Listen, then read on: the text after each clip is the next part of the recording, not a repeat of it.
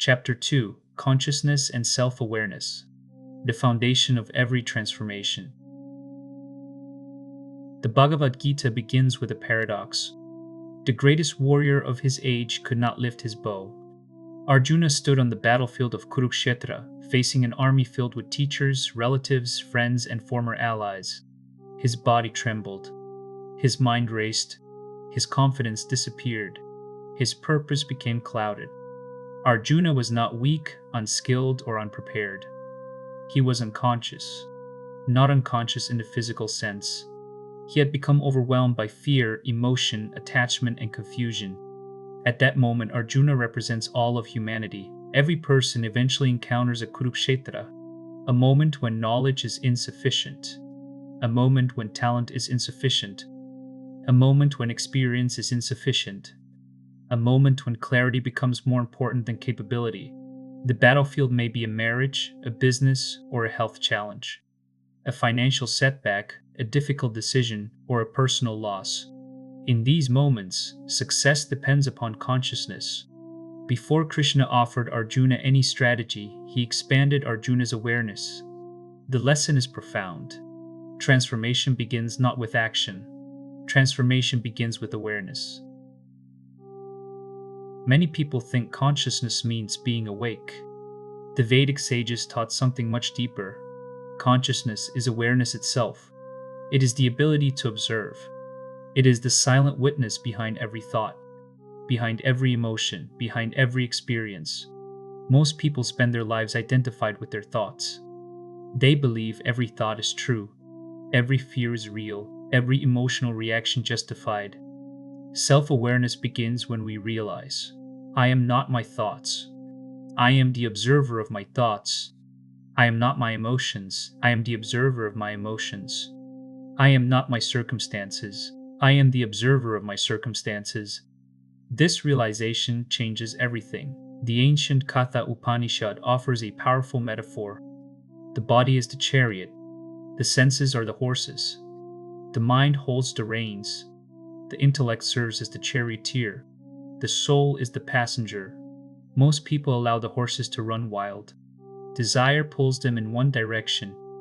Fear pulls them in another. Anger pulls them somewhere else. The result is chaos. Self-awareness allows the intellect to guide the mind. The mind guides the senses. The senses serve the soul. This creates alignment. The ego is not the enemy. The ego is a tool. Problems arise when we mistake the tool for our identity. The ego constantly seeks validation. It compares, competes, judges, and defends. It blames, seeks approval, and fears rejection. The ego says, I am my success. I am my title. I am my possessions. I am what others think of me. Consciousness says, I am awareness itself. The ego creates separation. Consciousness creates connection. The ego seeks control. Consciousness seeks understanding. The ego reacts. Consciousness responds. Throughout my career leading technology transformations, I observed something fascinating. Technical problems were rarely the biggest challenge. People were. Not because people are difficult. Because people bring emotions, beliefs, fears, expectations, and identities into every situation. The most successful leaders were not always the smartest. They were often the most self-aware. They understood their triggers and recognized their biases. They managed their emotions and listened deeply. They responded thoughtfully and remained calm when others panicked. These leaders operated from consciousness rather than reaction. In the Mahabharata, Yudhishthira is often criticized for being too calm. Yet his calmness became one of his greatest strengths. During exile, humiliation, uncertainty, and loss, he maintained perspective. He did not allow temporary circumstances to dictate permanent decisions. This is emotional mastery. Many people lose years of progress because they make permanent decisions based on temporary emotions. Self-awareness creates space between stimulus and response. Within that space lies wisdom.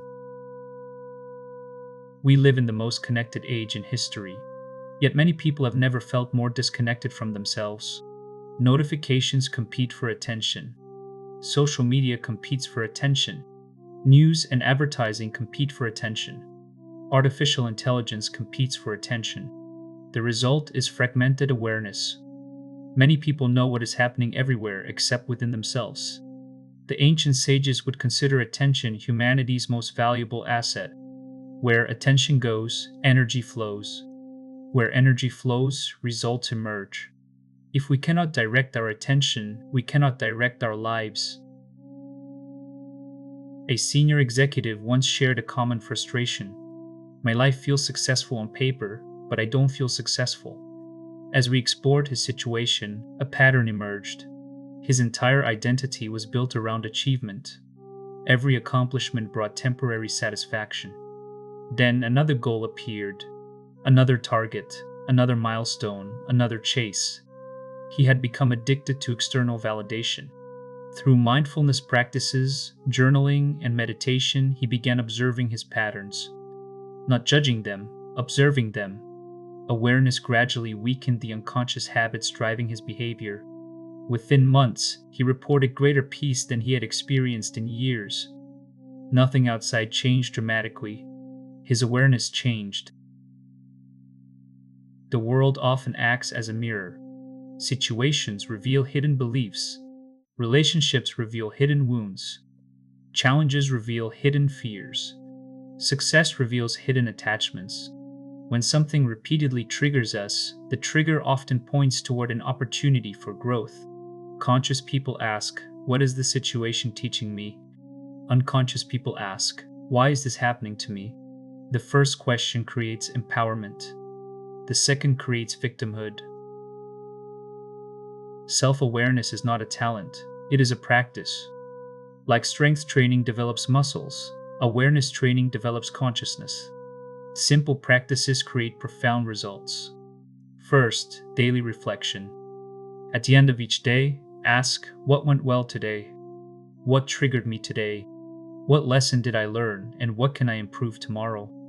Second, conscious listening. Listen to understand rather than respond. Most people hear words. Few hear emotions, and even fewer hear intentions. Third, emotional observation. When emotions arise, observe them. Instead of saying, "I am angry," try saying, "I notice anger arising." This creates separation between awareness and reaction. And fourth, meditation for self-awareness.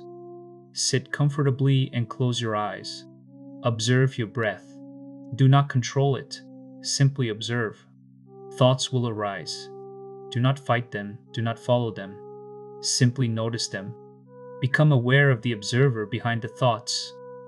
Become aware of the awareness itself. Rest there. This simple practice gradually strengthens consciousness.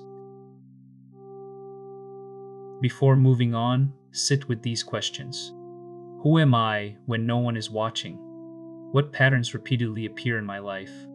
What fears most often influence my decisions? What emotional triggers control my reactions? What would change if I responded from awareness rather than habit? Most people believe transformation comes from learning something new. Often, transformation comes from seeing something clearly. Awareness precedes change. Consciousness precedes growth. Clarity precedes action. Arjuna did not need more weapons. He needed expanded awareness. The same is true for us. The second pillar of the 10x Vedic journey is self-awareness. When we become aware of our thoughts, emotions, beliefs, and patterns, we gain the power to transform them. And when we transform ourselves, we transform our lives. The greatest journey is not outward, it is inward. The greatest victory is not over others, it is over unconsciousness. This is the second step, and the journey continues within.